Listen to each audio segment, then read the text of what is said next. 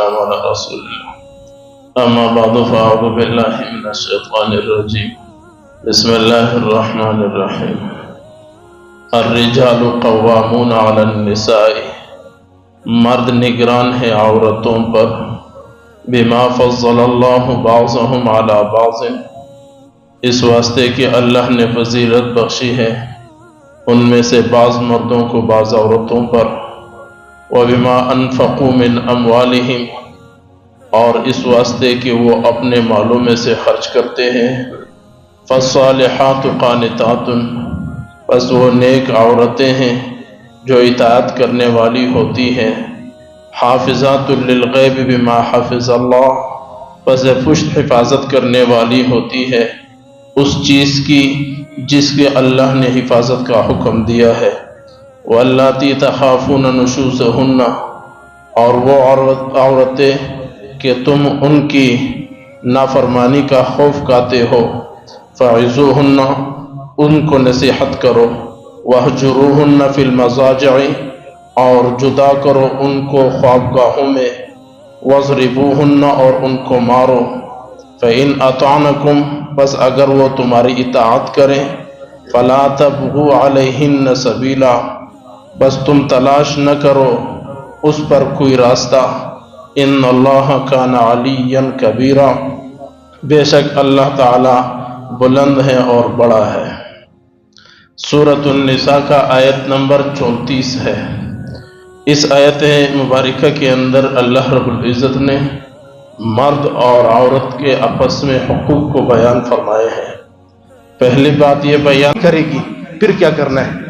مثال کے طور پر بہت سارے لوگوں کو خوف ہے، اندیشہ ہے دل میں کہ یہ عورت میری نافرمانی کرتی، میری بات نہیں مانتی، تو تین حکم اللہ نے بیان فرمائی۔ پہلا حکم سنو، فعظوہن ان کو نصیحت کرو۔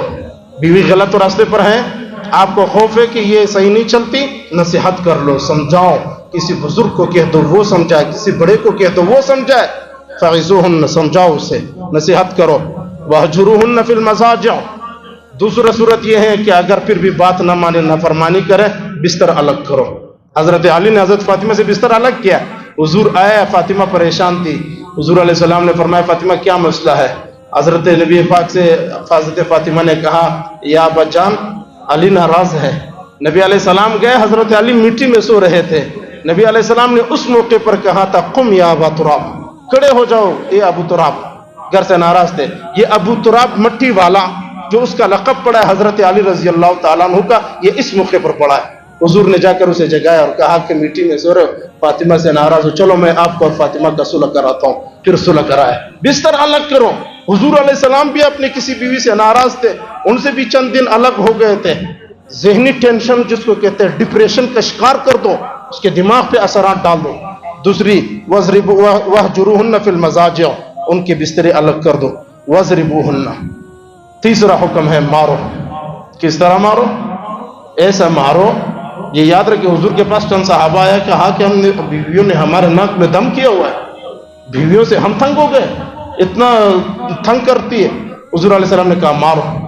لوگوں نے مارنا شروع کیا، پھر خواتین آ گئے حضور کے پاس۔ اللہ کے نبی وہ شوہر مارتے، بہت برے طریقے سے مارتے ہم لوگوں کو، ہڈیاں توڑ دیے ہمارے۔ حضور نے پھر بلایا سب کو، کہا مار ایسا جو تأدیباً ہو، تنبیہ کے لیے ہو، تھوڑا سا سمجھانے کے لیے ہو۔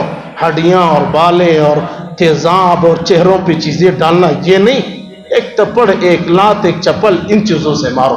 جیسے مشہور ہے نا کہ مولوی صاحب اپنے بیوی کو مسواک سے مارتا ہے، وہ مشہور ہے نا کہ مولوی صاحب جب غصہ ہوتا ہے گھر میں تو پھر آ کر مسجد میں بدماشی کرتا ہے، بہت سارے مشہور ہے، مولویوں نے یہ سبق پڑھا ہوا ہے اس لیے ان کو پتہ ہے۔ وَاضْرِبُوهُنَّ ان کو ایسا مارو، ہڈی واڈی نہ توڑے، بس تھوڑا بہت ان کو جو فَإِنْ أَطَعْنَكُمْ فَلَا تَبْغُوا عَلَيْهِنَّ سَبِيلًا اگر وہ تمہاری اطاعت کر لیں، فَلَا تَبْغُوا عَلَيْهِنَّ سَبِيلًا پھر دوسرا راستہ تلاش نہ کرو۔ بیوی کو دھمکی مت دو میں دوسری شادی کروں گا، تیسری شادی کروں گا، یہ دھمکی مت دے۔ اگر اطاعت والی ہو گئی تو اب اس کے ساتھ گزارا کرو۔ فَلَا تَبْغُوا عَلَيْهِنَّ سَبِيلًا اب دوسرا راستہ تلاش مت کرو۔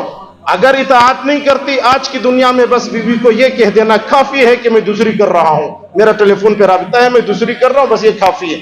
فَلَا تَبْغُوا عَلَيْهِنَّ سَبِيلًا دوسری عورت اگر اطاعت کر لے تو دوسرا راستہ تلاش نہ کرو۔ इन अल्लाह कान अलियन कबीरा, बेशक अल्लाह ताला बहुत बड़े हैं और बुलंद मकाम वाले हैं। याद रखिए, ये आखिर में अल्लाह ने फरमाया तुम जितने भी बड़े बन जाओ, चाहे मर्द हो चाहे औरत हो, तुम सबसे ऊपर अल्लाह है, सबसे बुलंद और बड़े मकाम पर अल्लाह रब्बुल इज़्ज़त है। अल्लाह ताला हमें समझने की तौफीक अता